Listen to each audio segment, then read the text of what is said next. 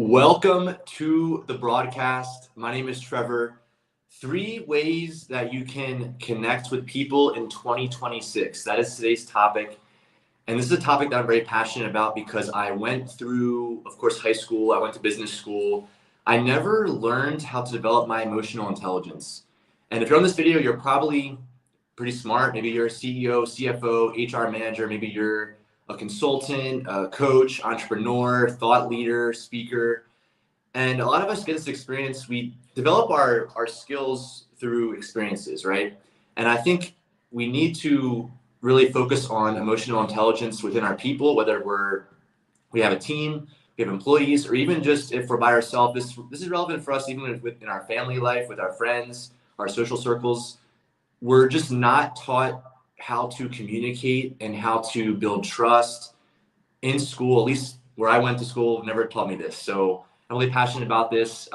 Listen, right now on the planet, there is a massive shift of consciousness happening, right? You can see it in the media, all the chaos in the world. And this is causing a lot of us to go within ourselves, to ask big questions about life. Why are we here? What's our purpose?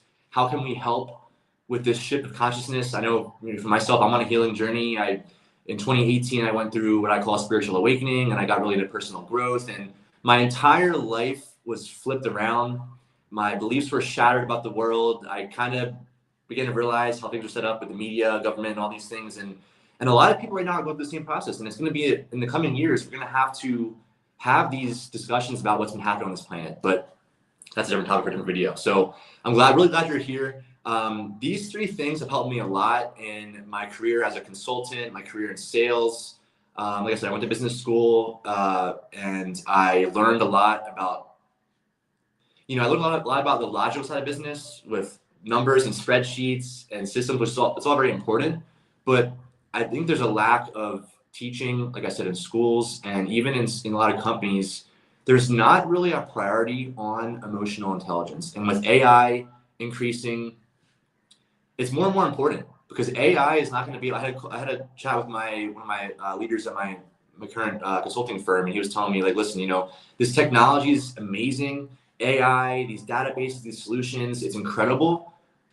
But with that being said, you can't replace the human connection. You can't replace our humanity, at least not for a while, hopefully. So I'm really glad you're here today. Let's go into it. And I have a couple of notes here. How can we develop a connection with people where by doing that, they're going to be able to perform for us at a high level in our business, or they're going to just want to, I always say, like, play hard for us, right? I grew up playing sports, and I think business, whether it's corporate, blue collar, white collar, doesn't really matter. Business is a team sport. And if we can, this is not to manipulate someone and to trick someone. This is to show people that we have their best interest in mind. And it's showing them that we care about them. It's showing them that we actually want to, help them in life. We want to help them to grow and evolve. People in 2026 and beyond, they want to grow.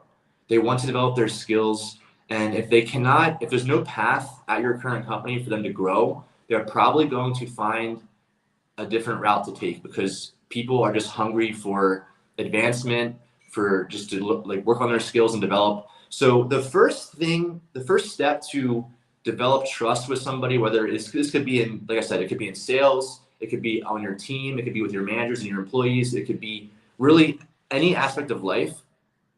It's this idea of rapport. And I want to question this idea of rapport, because growing up through different jobs, and especially in sales, I've always heard this phrase that we have to build rapport. And I don't really agree with that.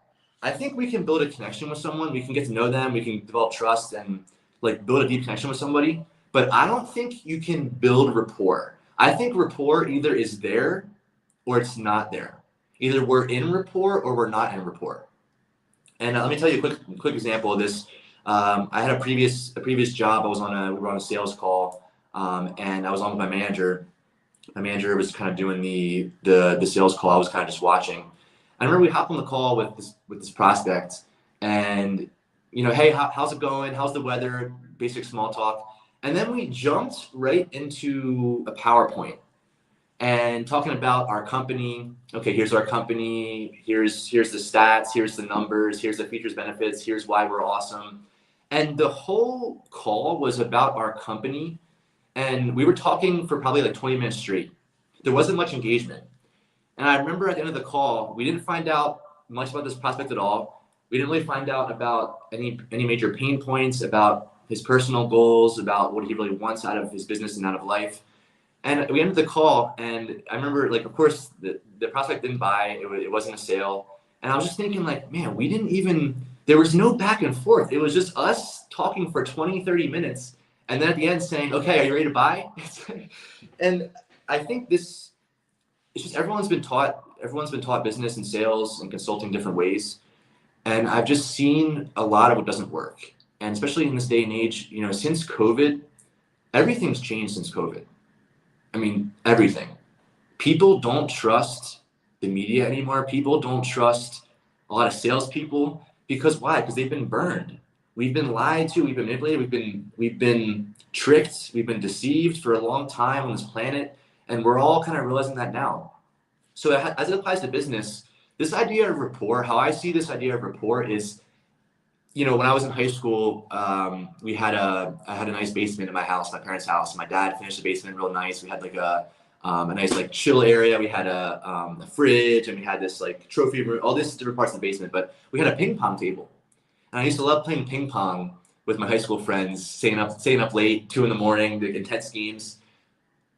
I think rapport is like ping pong. It's going back and forth. You talk, they talk. You talk, they talk.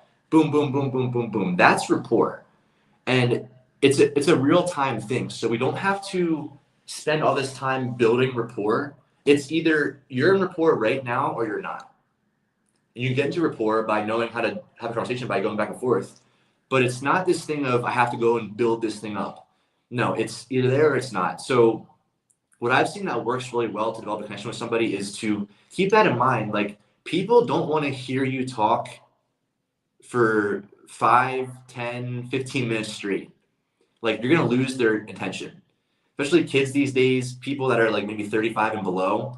We have high energy. Okay. We have a lot of energy. We have ADHD, whatever you want to label this, but it means that we have a lot of energy to spend, and we have a lot of energy in our bodies. And when people are talking, when someone's talking just for on and on and on and on, it's we're going to lose them. So we can develop rapport by understanding that there's a time to talk and a time to stop talking. And there's a time to talk and then time to ask a question and listen and show you're listening, look at them and nod your head and be focused on them. And people can also tell, like, even when someone's listening to somebody, and let's say I'm listening to you and you're talking to me. If you look at me while I'm listening to you and you can tell I'm not fully present with you, maybe I have different thoughts in my head, my thoughts are racing. People can tell that. People can know when you're not fully present with them. So we have to listen. We have to, of course, be present, but we have to have this back and forth dialogue. That's what's most effective that I've seen. I remember just last week, there was someone new I met, and we were talking, just a random conversation. We were having this chat outside for like 10 minutes. And it was a great conversation because it was back and forth. I would share for about a half a minute about a story about my past. We discussed our past careers and kind of how we got to where we are now. And I thought it was a really great discussion. And he was telling me he used to work in Hollywood and he used to be around these different celebrities and kind of see how they are treated by other people. And I thought it was really cool. And I was telling him that I used to work in Scottsdale, Arizona as a restaurant manager. And it's one restaurant we used to have Kyler Murray come in of the Arizona Cardinals. He's the quarterback. And it was just, we had these kind of similar experiences where we were around celebrities, and I found it very enlightening, this conversation that I have with this guy. And it was back and forth. He would share for a little bit, and then he would stop, and then I would get some remarks, and then we would go. It was a ping pong. It was a boom, boom, boom, boom, right? It wasn't like exactly that, but it was, he spoke for a little bit, then he stopped, and then I spoke. And that's how you really can engage with someone, and you can start to develop a connection with them. All right. The other thing is when it comes to, like I was just kind of sharing earlier about, I think when you have a slide deck or you share slides, people can really tune you out because they don't have the focus to just look at slides for like a half hour or however long you're going to do it for. Especially if you have these slides where there's really small words, like people are going to lose interest. So we have to be engaging. We have to understand that we want to have more of a ping pong discussion where it's back and forth. All right, that's the first thing. Number two, we have to understand that people at our company or in our business, they probably care about the business because they're there. Like you hired them and they're probably doing at least hopefully decent as far as their performance. So they probably care a little bit, but not everybody cares a ton about your business or about what they're doing for you, their career. Like some people have a family. Some people are only at the business because they want to provide for their family. They have maybe kids or they watch over someone in their family, or they have other passions in life. I know when I used to manage restaurants for many years, I would ask my people, I would ask my team, like I would try to find out what they actually care about. Because some people at the restaurant, some of the bussers or dishwashers, I would ask them and they would say, yeah, I want to become a server, maybe become a manager someday or a bartender. They wanted to kind of rank up inside of the restaurant. Whereas other people did not. Other people, I would talk to them and they would say, yeah, Trevor, I'm only here doing dishes because my dad wants me to be here. I want to actually be an accountant. I want to be a CPA. And I would say, that's awesome, man. Like, I understand you're here for now. This is not kind of your, like, the restaurant's not your end goal, but, I'm going to support you in that. So I would try to figure out, this can go for any different industry, but I would try to find out with my people, what do they actually care about? What do they value? And when I found that out, I would keep a mental note of that. And I think what companies can do is they can have this part of their systems. Like your managers, if you're a CEO or you're an executive, you can have your managers do this and they can take notes. Everyone who's a new hire, you ask them, what do they really care about? Hobbies, interests, passions, even they can be fun. Are they into watching movies, watching sports? Like you can find these out, take notes. And then when you go to have performance reviews or you go to check in on them, just mention that, like, how is that going? Tim, I know when we first hired you, you said you're really passionate about coding on the computer. I just want to ask you, like, how's that going, man? Like, are you doing anything? Are you getting certified? Are you learning like new coding ways, or I don't know how you would say it, new ways to code or whatever? But we can have this a part of our system. Getting to know what our people actually care about, writing it down, put it in their file. And then when you go to have maybe a tough conversation with them, you go to have a performance review, or just any time, maybe every couple of weeks, just ask them how that's going because you're showing them that you care. You're showing your people that they're not just a number to you, they're actually a human being. And this could be a whole separate discussion. I've seen a lot in restaurants like years ago where I hate how people are treated differently. Like the dishwashers are treated one way and you have the servers and bussers and you have the bartenders. Like it's like this whole hierarchy of like the ranking system. And it's kind of so silly to me because everyone's human, right? We're all human. It doesn't matter what role somebody's in. If they're at the bottom of the depth chart, they're on the bench, they're really low on the ranking system, or they're at the top. Like we're all human beings, right? We're all souls. We're all spiritual beings having a human experience. So it's really silly to treat someone poorly because of their title. Everyone is equal. Everyone is a human being. So that's kind of a side little tangent there.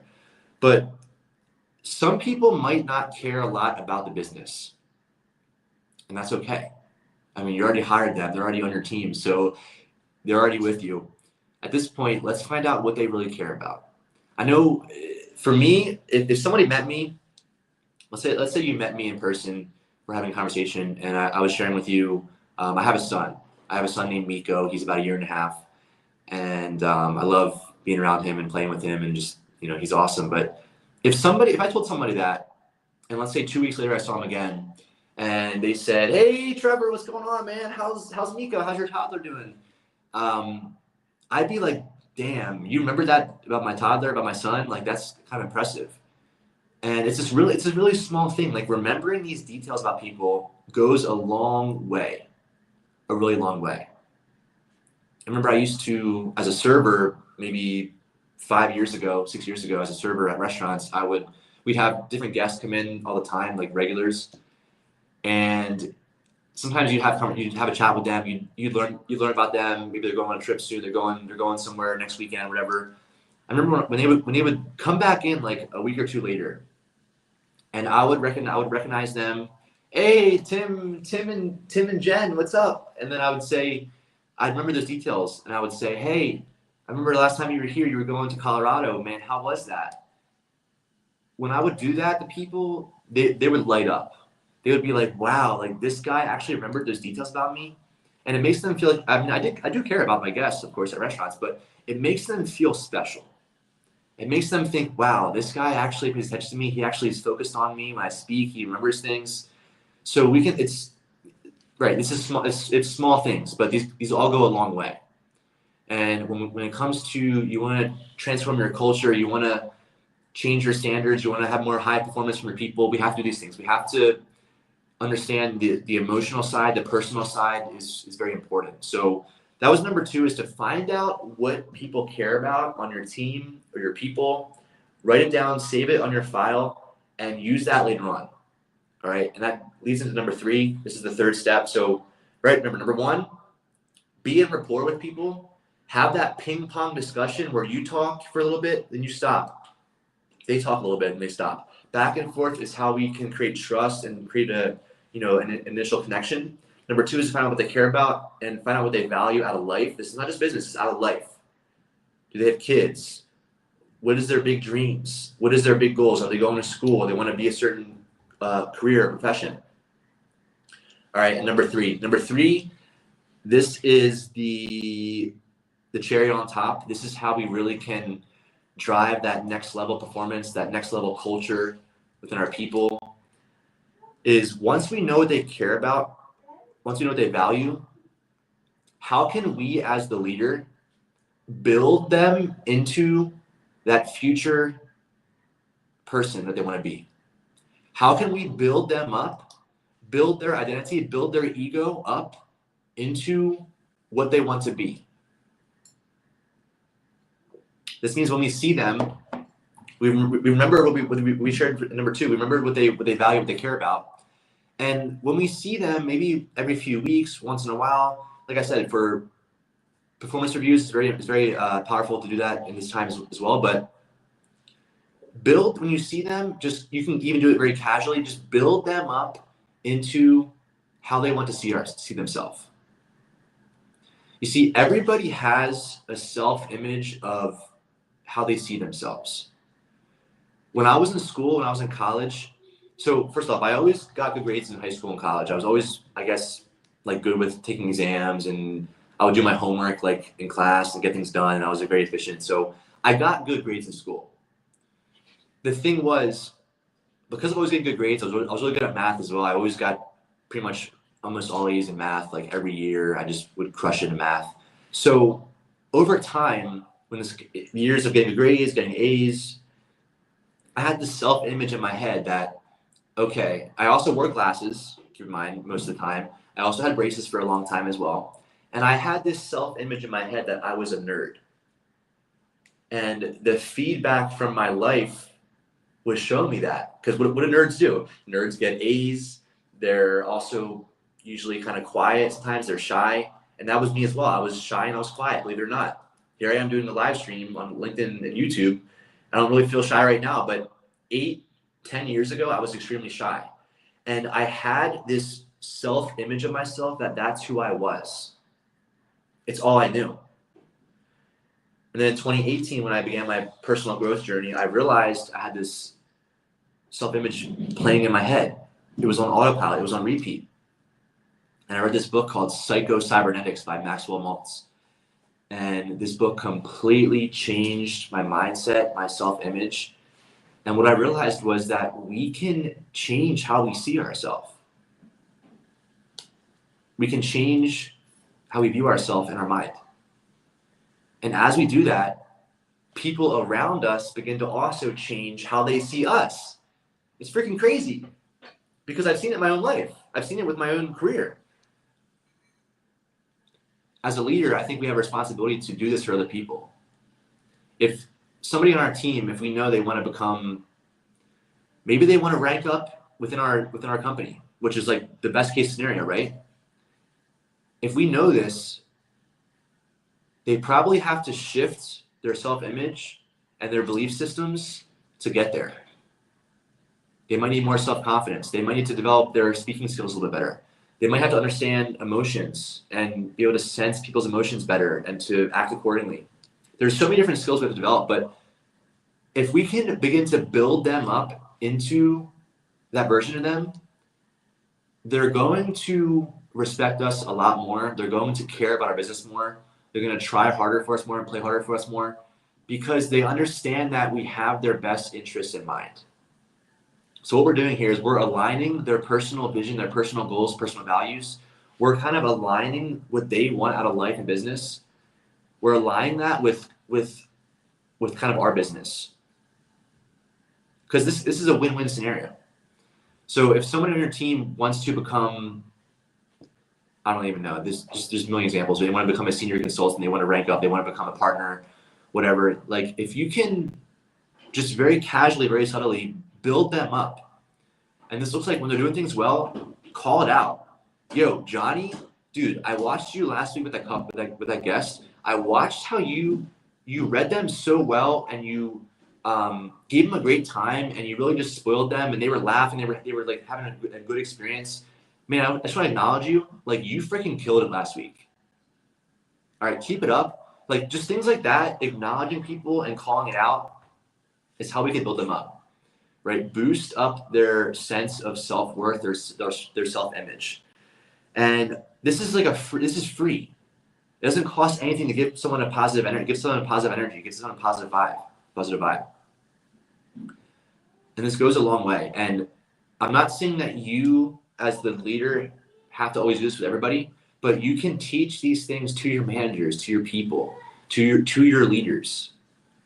And when these things become a part of the culture, they become part of the system of how we manage, how we lead people, that's where it actually has a big impact.